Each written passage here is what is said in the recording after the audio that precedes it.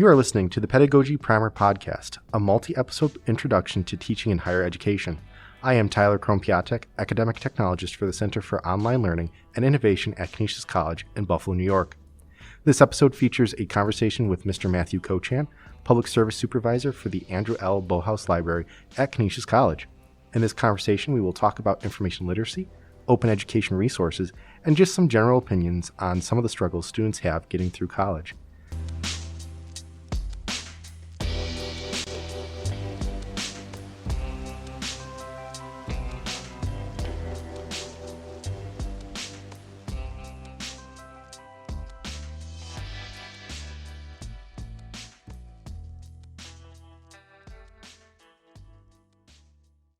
It's good to see you. Yes, you too, Tyler. It's fantastic to see, well, you and along with everyone else walking up and down the halls, seeing people, face to face for a while. It was, like everyone else, it's been a struggle. So it's been fantastic. So and it's great to see you. Same here. All right. So we've got a couple of questions here. The first one is, what exactly is information literacy? Okay. I'm going to read what I have and then I'll,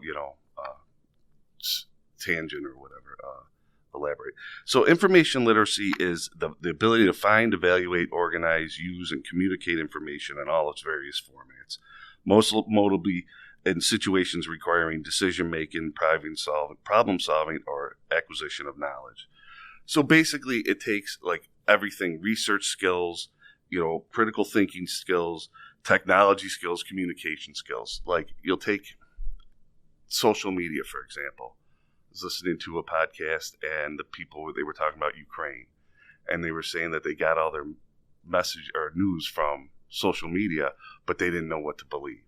So information literacy teaches you how to determine who the author is and what, or whomever's speaking, and whether or not they're credible, what the information, is it truthful, valid, current, so things like that, so that you can determine whether or not people are saying what they're saying is true, or if it's not true. Filtering out the fake news over the actual factual news. Exactly. And if you were around or paying attention the last 4 years, 5 or 6 years, and I'm not saying one side is better than the other. That's not what I mean. But, it was exasperated by what exactly was true, what exactly was not.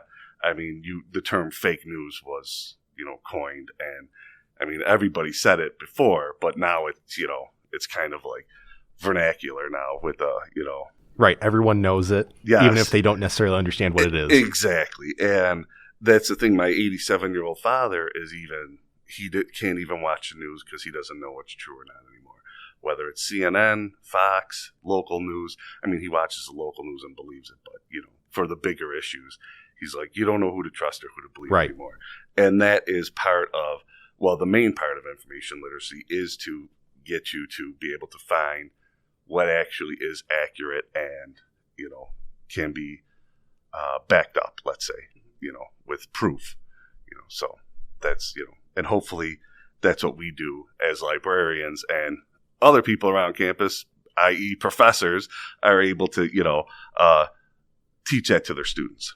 All right. Well, now that we have a background and a definition of information literacy, how does information literacy affect student work? Oh, great question. So basically, it helps students develop and execute research strategies, so they can find what it is that they're looking for. Sometimes social media might be good for what they're doing with their project on, communication classes, stuff like that. If you have to analyze social media, obviously you're going to analyze social media. You don't have to do too much database research and all of that. You will probably for background information. Right. But, it gives you, it also shows students, and let me back up, every teacher here, whether they acknowledge it or not, and I'm not saying anybody's fighting it, I'm just saying that whether they acknowledge that they're teaching information literacy, actually teaches information literacy, because they'll know when if a student hands in a paper, whether or not they actually did research, or whether or not, like kids in high school, I BS'd my way through this, and it shows if you are an information literate person, it shows that you know what you're talking about. It shows that you could actually find the information and be able to, convey it in your own words that you understand it. We reached out to, I'm going back some years, I don't even know if the teacher's still here anymore, a couple business professors of how we can, show you how to improve your research for students' research, because they said Google was just fine. Well, then with everything going on, now they're bringing in their classes, they were bringing in their classes, for, how to do research, so that the students are bringing up company information, a big thing with businesses too is being able to present the information. That's a big part of information literacy as well.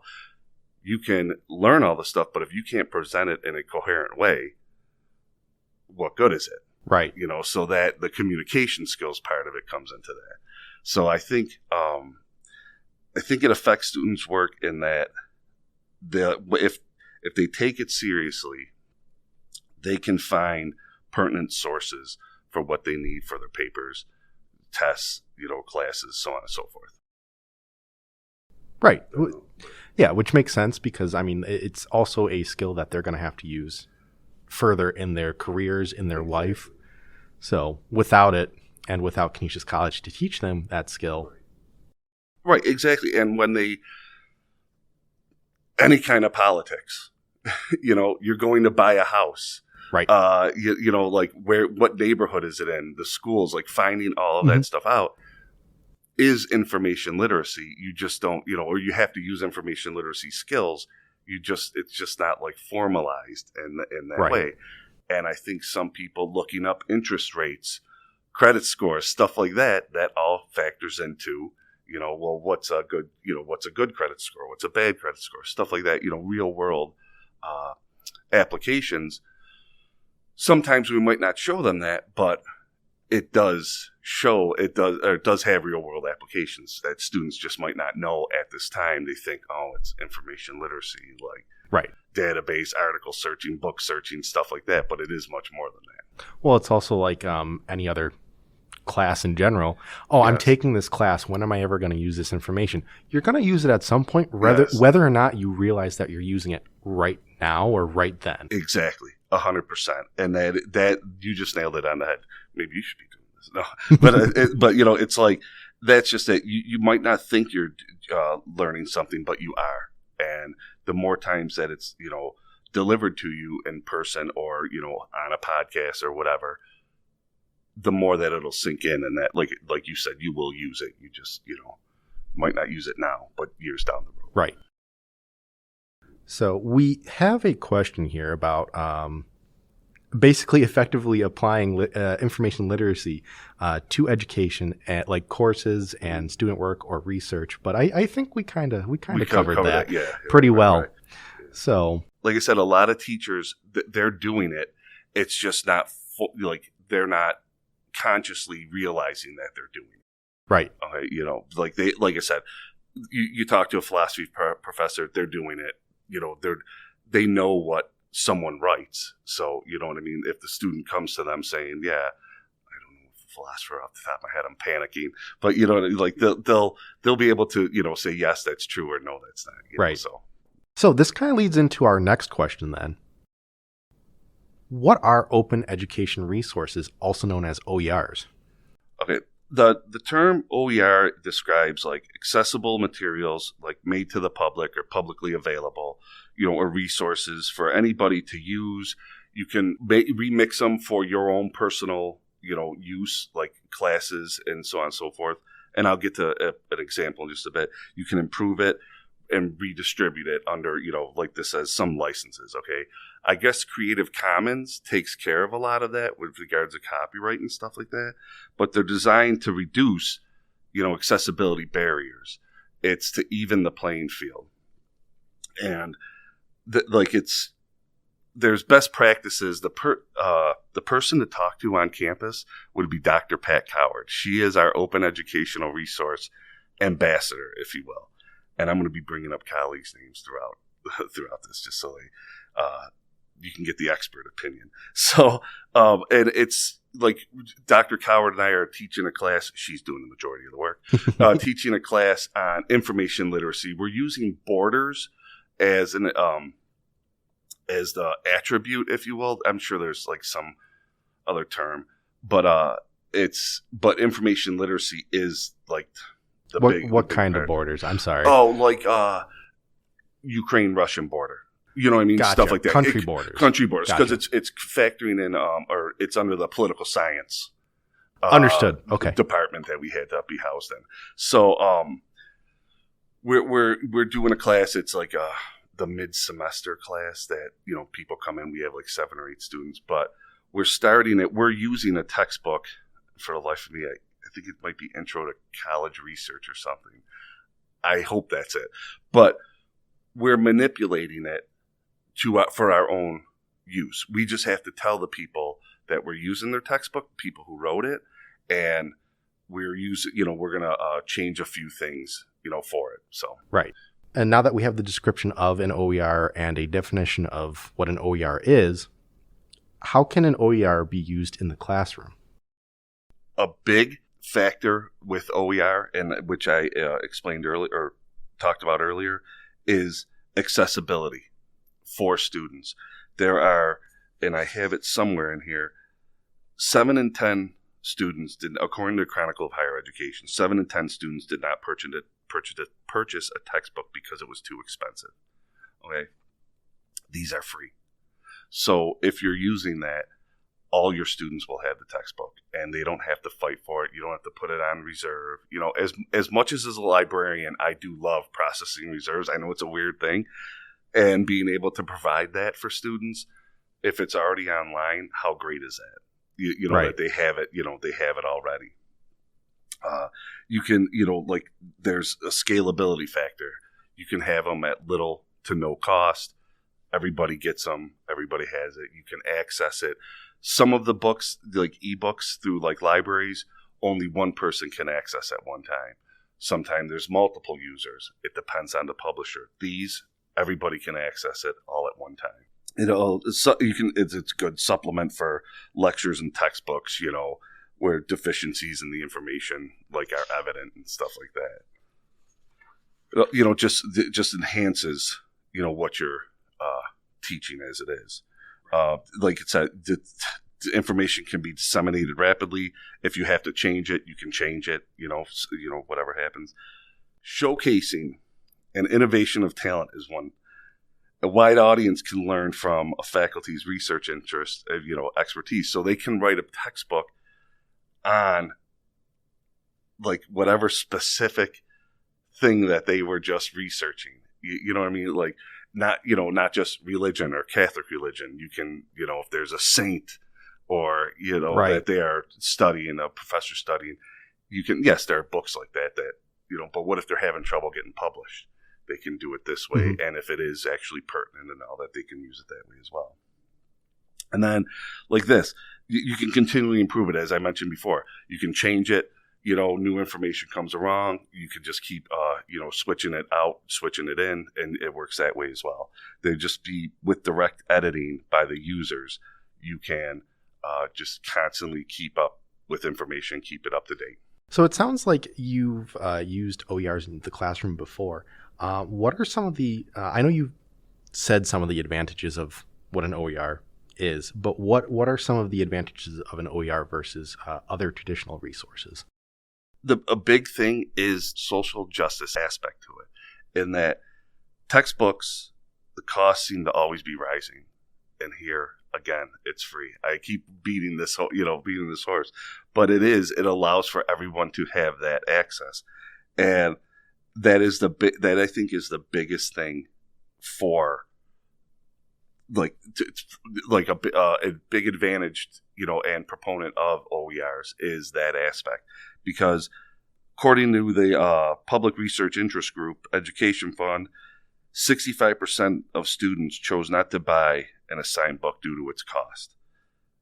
I mean, and it's shown that this actually hurts grades when they don't own the material that they're supposed to learn from.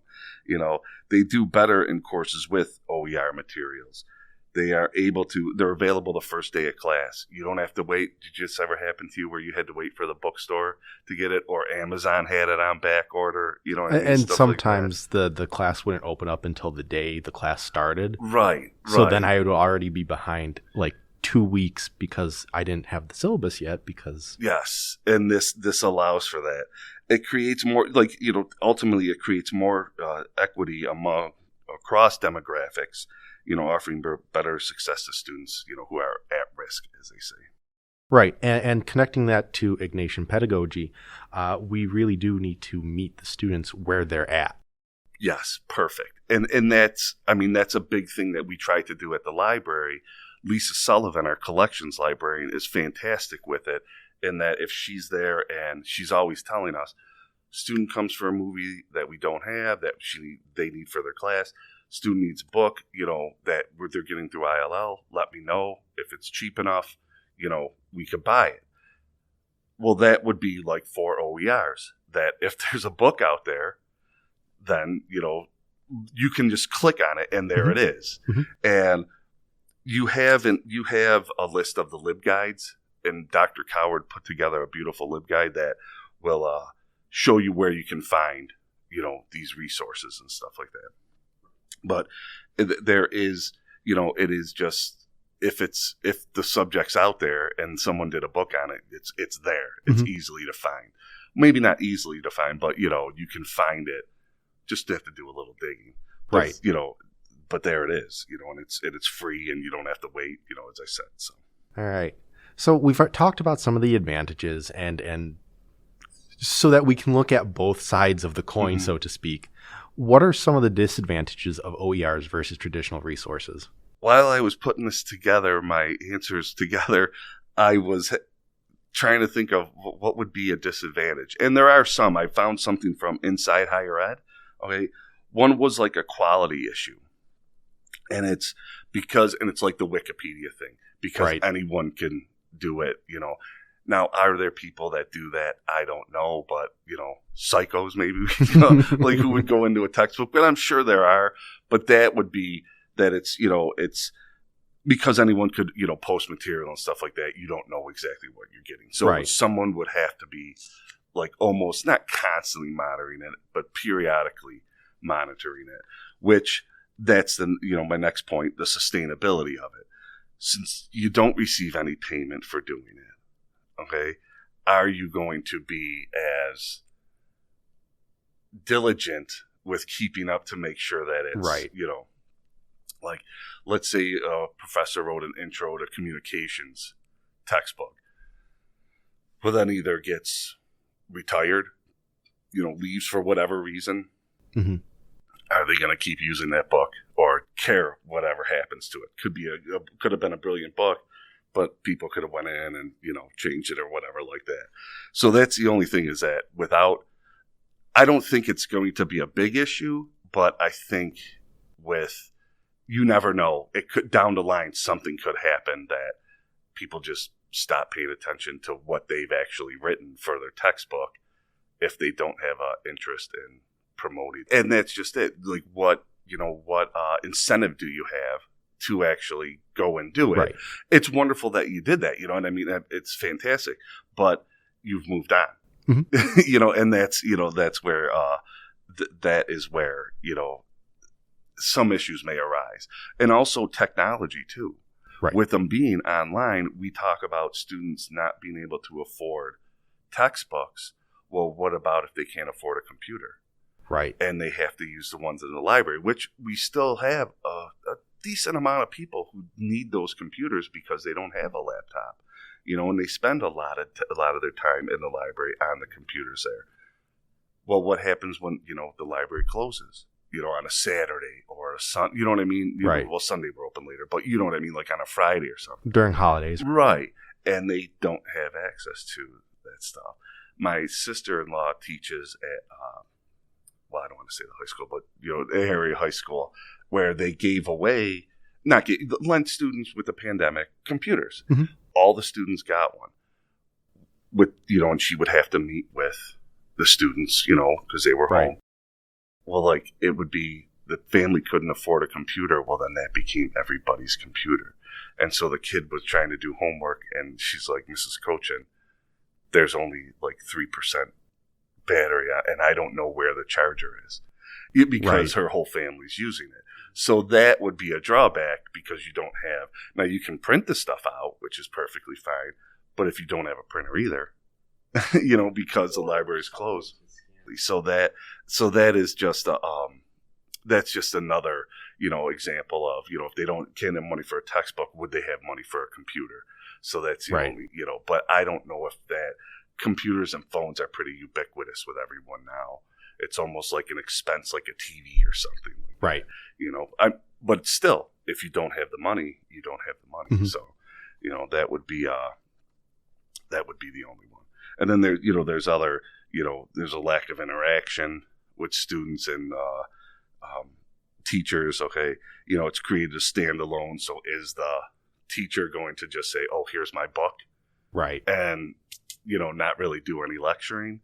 But one other advantage, though, is that it does allow for, you can embed videos in there, into the so it's multiple, not multiple technologies, but multiple media. Multiple medias, thank you, that you can have, sound bites, videos, pretty much anything that you can do on a computer, you can insert into this. So it just supplements it a little more. Sorry to, change it back to advantages, but I just remembered that, though. That's because, and now I've never used an OER, so I'm just kind of speculating here. But that's because an OER is basically just a very directed website that you can download. 100%. Gotcha. Yes, 100%. Okay. And it just makes things like a heck of a lot easier. So right. We've talked about the advantages and disadvantages of OERs, but if I'm interested in using an OER in my class, how would I go about doing that? There is a website. It's called the Open Educational Resources, OER Commons, and there is a ton of, when you go to it, you'll find a ton of, resources available. Like just looking, arts and humanities, there's 6,647. Wow. Regarding with that. Mathematics, 6,500, okay? Law, 315. So there's way more. And then there's material types they have listed, case studies, data sets, full courses that they have listed in here, games, homework assignments, so there's a ton of stuff on this website to help you at least get started with open educational resources. Right. Awesome. Just as a reminder for everyone, we will have that link down in the show notes. So we're going to switch gears a little bit, going from information literacy and OERs to basically students and opinions on students. So the first question that we have for this set, where do you think students struggle the most in research projects? I would say as someone who was not the very best student when I was an undergrad and grad I was, but I was a little older. I would definitely say like time management, okay? Thinking that, as I mentioned before, BSing is a legitimate way to do research projects. Like, I BS'd 5 pages of this. Well, the more research you do on the back end, the easier it would be to actually write the paper. It's like, and also not having to learn how to do research. I don't remember ever being taught how to do research in high school. So when I went to college, like I wasn't the best student, as I said earlier, but there were a lot of us that we discussed it, to this day, that no one really ever showed us how to do it. We didn't have teachers bringing us to the library, and all of that. And so it was, it's like when I say time management, I mean, people think that it's going to take so long to actually write a paper. But I try to tell students, if you take the time that you actually spent doing the research, take the time spent doing the writing, and I don't mean that you open up your computer, open up Google Docs or Word, start typing, procrastinate on Facebook, procrastinate on this, procrastinate on that. And I know that this is the pot calling the kettle black but it's you really realize you don't spend that much time doing it because it's not that hard, but everybody just has it in their head that it is hard. I was the same way, but when you realize how much time you really spend doing a paper, it's really not that long. So if you were to just take down to the time management part, like do all the research, and the more research that you do, the easier it is to write the paper. Like I said, I'm sure you have hobbies that you know what I mean, that you know, because you enjoy doing it, Mm-hmm. you can sit there and talk about it for hours and hours. Well, that's how research is. The more research you do, the more you can talk about it, the easier it is to actually write the paper because you know the subject matter. So like, if you you're not going to find a magic bullet and find that one research paper that is going to be, oh, I could just take this and, you know, write it and here it is. No, you have to like research a topic, and it doesn't take that long to do. It's just a matter of doing it. And that's why lovely librarians here at the school can show you how to do that if you don't know how from your teacher bringing you in. Right. Right. Now let's take it away from just, let's put a little practical experience on it, if you will. Over the pandemic, how many times did I wake up or, you know, whatever, scrolling through Twitter, scrolling through Facebook, and somebody's making some food, okay? Because they read, you know, a recipe and stuff. And that's great. But how many people think now, because they were able to make that dish, this is where it's dangerous, you know, research and information literacy. They made that dish, so therefore they think they're like 5-star chefs. You know, like how many people take, you know, and this is the big thing with information literacy. Oh, I saw it on Twitter.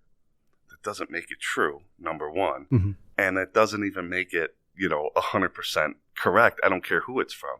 My sister-in-law, and I'm not making fun of her for this, they just got a dog, so she does a lot of dog TikTok, follows trainers and stuff like that.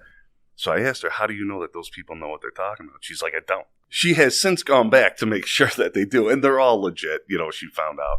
But you could be learning how to train your dog from some nut on TikTok that maybe is just doing it because they're a psycho or something. You know, I mean, that's an extreme example, but you know what I mean? Like with the Ukraine, like how many people are getting their information and they don't really know where they're getting it from, Mm-hmm. but they're spewing it as facts because they saw it somewhere and it looked legitimate, you know? So back to, you know,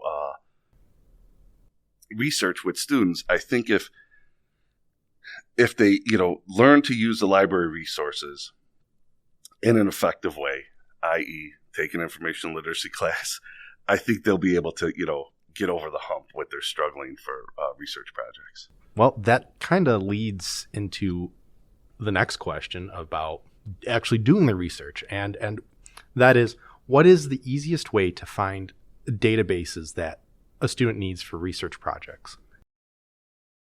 I mentioned her before, Lisa Sullivan, and I believe it was Kathleen Delaney. If you go to our database page, they have broken them down into, you go to the first page and it'll list all the databases. But on right above that, you can break it down by subjects. And you can look, you know, see which ones work for, I keep coming back to communication, for business, you know, stuff like that. And it's a matter of just reading the descriptions that they put on there. And it's really nice just to that. A lot of times I'll show a student and they'll say, oh, I didn't know that was there. Because there's so much there. Dr. Coward, again, she brings up every now and then that when her and I went to school, everything that we needed was in the library. All the information we needed was in the library. Now, students, you have the information at your fingertips. Right. It's just a matter of finding it. So, you know, like you have almost the whole library at your, you know, disposal in your bed on your phone, Mm-hmm. you know. And so finding it, and it's a lot of trial and error, you know, because some students will go on and, you know, go to a database for whatever reason. They just happen to, like when we had EBSCO. Well, we had the EBSCO ebooks. So I would be showing them how to use, Academic Search Premier Well, they would be on the ebooks, and it looks exactly the same because it's made by the same company. Right. But it doesn't cover, like they would look up, let's just say, business in Canada. Well, we wouldn't have an ebook on that in that collection, but I'm finding, and they couldn't understand why they weren't finding it. Right. Because it looked the same. So it was just a matter of, well, you're in the wrong database, because they picked EBSCO because when they were in high school, that's what they had. It was EBSCO. They didn't know the name of it. It's like, well, what kind of car do you have? I have a Ford. Well, what kind of car do you have? Right. Ford Mustang. Or, you know what I mean? Mm-hmm. So, like, EBSCO is the provider, but the database itself is just, they might have different databases. We have ProQuest. Well, there's ProQuest Religion, regular ProQuest. That's what one of my colleagues will correct me on that. There's the ABI Inform Complete, and there it's, they all look the same. They just act a little differently. Right. And this might be going into our next question a little bit too. But one of the things that I found was that, when you're using a database, it's not like using Google. You can't just type in a phrase, oh, hey, I'm looking how to, I don't know. You can't just type that in. You need to be very specific. You can't be generic about your searches in the database. Right. Well, there's you'll find subject headings, thesauruses, or thesauri. I forget. I don't know what the plural is of that. But basically, a big, we used to have, or I should say, we have databases that use. If you're an education major, one will use teenager. Mm-hmm. Another one will use adolescent. Right. Okay. Then you have to deal with, and I'm not positive that this is the case, but secondary education here in English or in America might mean something different than secondary education somewhere else. Right. So if you're typing that in and you want to say, do the Canadian system, which is, I think it's a little the same, but you know what I mean? You might have to use different terms. If you can search, like you say, how to paint models or something. Well, that might not come up because they're a little more, and I'm not saying it's not scholarly, I type in baseball. Right. I love baseball. Well, I'm not going to find the standings or last night's news. You know what I mean? Right. Well, I might actually in the newspaper ones, but you have to be a little more pointed in your research other than, well, what do you want to know about baseball? Right. And that's another thing with students and the issues that they have is they don't know where to start. And I try to tell them it's kind of like, going out to eat. Mm-hmm. Well, you want to eat, but what do you want to eat? Oh, I want food. Well, that breaks it down to what? A million different, you know what I mean? Well, do you want Chinese? Do you want, Italian? Do you want this, that, and the other thing? And then you get to the restaurant. Well, then what do you have there? They each have their own menu. Right. And so it's just a matter of finding, okay, that you want to do, let's say, study the pedagogy of open educational resources. Right. Okay, well, when you type in open educational resources, what do you want to know? You want to know the pedagogy affiliated with it, if that's the right term. So you would have to add in that term as well, and it's narrowing your search. Mm-hmm. There's no one magic bullet that's right. you're gonna be able to find, what it is you're exactly looking for. So you just have to play around with it, essentially play around with it until, don't get frustrated. Don't type in the same thing over and over again and expect a different answer. Spelling, you have to, be conscious of your spelling, to make sure you're spelling it correctly. But I would say, look for subject headings because it's what it's filed under. Mm-hmm. And you'll find that, say there's an article that you can scroll down and they'll have the subject headings in there in the description. And if that's what that is good enough, click on that subject heading and there will be more stuff, for that. So I would say while it might not be the best way, and I'm sure other librarians have other, favorite ways to do it, but I like using subject headings and the thesauri and thesaurus and the actual subject headings list on the databases, which are usually at the top of the very database right below address Yeah, bar, yeah. Mm-hmm. you can click on that and search, that way as well.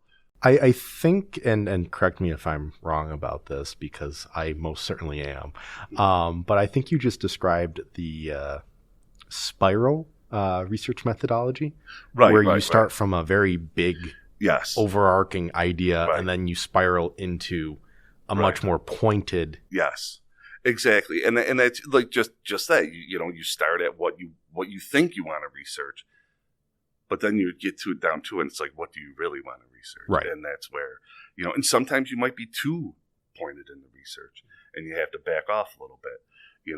And I always tell students, if what you're looking for is not available, there's a career for you. So you can get into that, and like that could be your PhD, and you become an expert, and you're on CNN to discuss, or Fox to discuss these things. Right. So, and and they're like, "Oh, really?" And I'm like, "Yeah. Well, what else? If no one's done that, there you go." So I'm not saying I've inspired anyone to get there, but I've said that to, and but that's one way of looking at it. So. Right. I will say that you and other members of the library did inspire me to get my master's in library information sciences. So you do inspire some people at least, right? Awesome. Right. So, and we've definitely talked about this a little bit. Right. What's the best way to use a database? I would say start big, work your way down. You type in a term in any database, you're going to see off to the left what kind of source it is. Like you'll get your result. Right.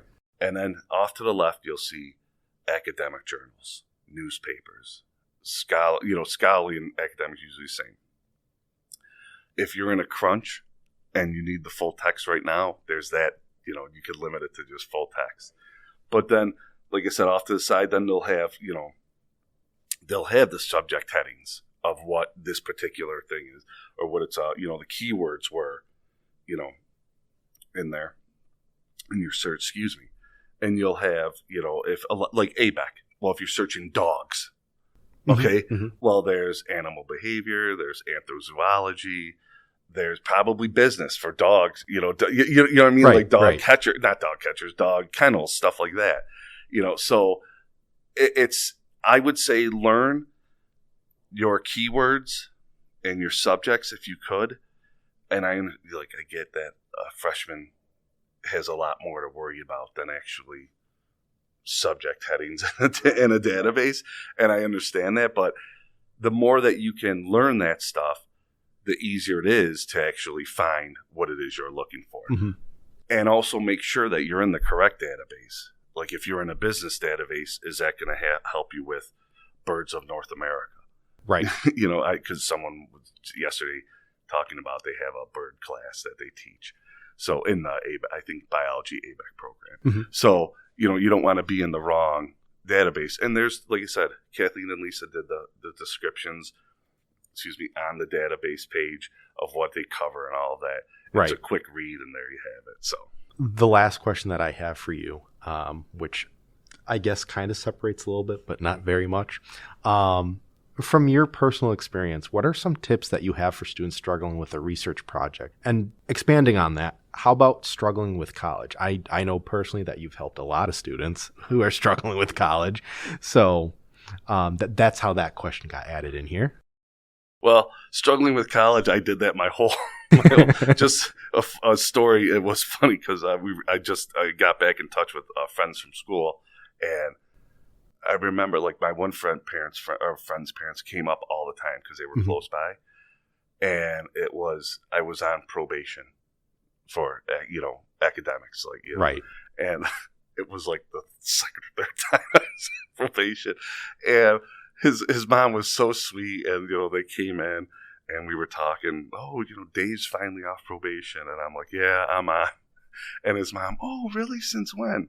And I just said, since I've been here, So what I'm saying is, I say that if you're struggling with college, I'll be more than happy to be an ear for you. There's a lot of people here that will help you at Canisius, librarians. I mean, and if you don't know where to go, stop by and we'll be able to help you find, exactly who to go to. The Griff Center can help you with, they have tutors, the writing center, stuff like that. But to back up, if you're struggling on a research project, stop by, email us. We tried it, now with the proliferation of Zoom, we can meet you where you're at. I will be more than happy, and I'm sure colleagues of mine will, to meet you off hours. If you're like going back to meeting the students where they're at. Right. If you're working during the day, we can schedule something at night. If you're working at night, we can schedule something during the day. We could do it over email. We could do it over Zoom. There's so many ways that, we can help now that we're begging. We want to help people. Librarians by nature want to help people. We want to serve people. So please stop by. And if you're struggling, we'll be more than happy to help you out. We can help you. The Writing Center is in the library now. So if you're struggling with that, and I was moving tables in or out of there, whatever it was, and I saw an actual consultation, and it was fantastic.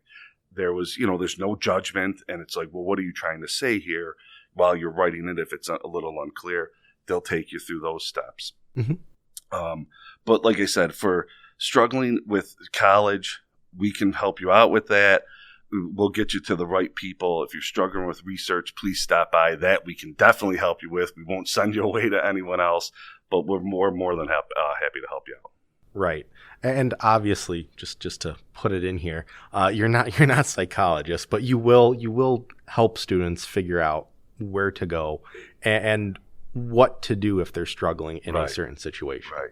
I see students, not all the time. I don't want to act like, it happens all the time, but we do see students visibly frustrated. And, I think all of us have sat there and talked to students, and right. But actually get them. It's going to be okay.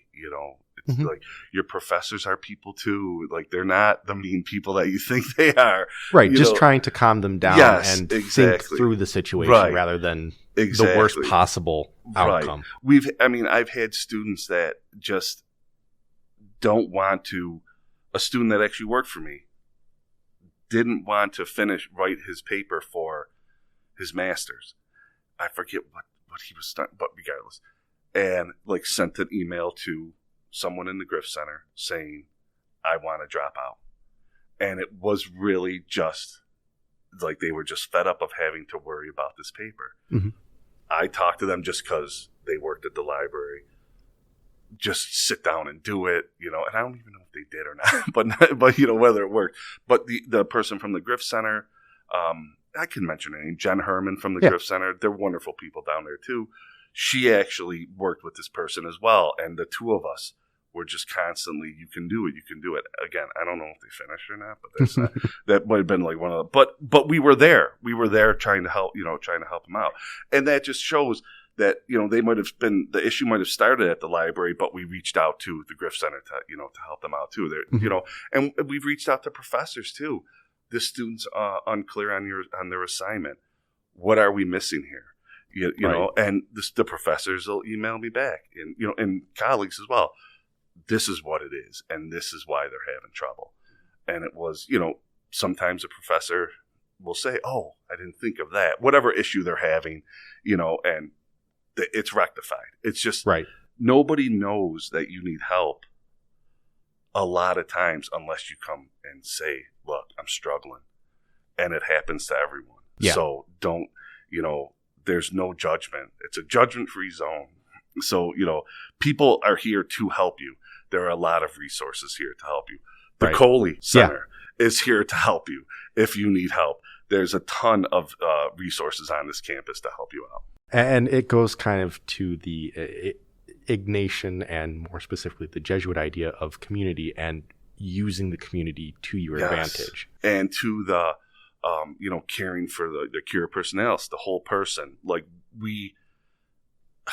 You being miserable and getting a 4.0 is not really the best thing for you. Right. Right. And I'm not saying don't strive to get the 4.0. It's not what I mean. What I'm saying is, I show, especially work study students, you have this job, you have maybe a job outside of school, you have school, and then you have a social life. Mm-hmm. Well, if those 3 or 4 things aren't all working well together, you're going to drop out or drop off one or two or three, or if not all of those. Mm-hmm. So the more trouble that you have with one, it might bleed into other areas. So if we, like I said, if we can do anything to, get that all situated, we'll be more than happy to help you out. Definitely. Well, that is all the questions that I have, unless you've got something else that you want to No, that's it. dive deeper into. It was great having you. It's great seeing you face to face, and of course everyone else. And I will leave you to close us out, I guess. Okay. I just want to mention some wonderful colleagues I have. Chris Kasdam, our director. Like I mentioned, Dr. Pat Coward, Lisa Sullivan, our head of collections, Kathleen Delaney, our archivist, Ryan Grimmer, our new library technologist, I'll call it, but I know I'm going to get that wrong. I'm sorry, Ryan. Sam Cochran is our ILL specialist. Thank you for having me. I really appreciate it.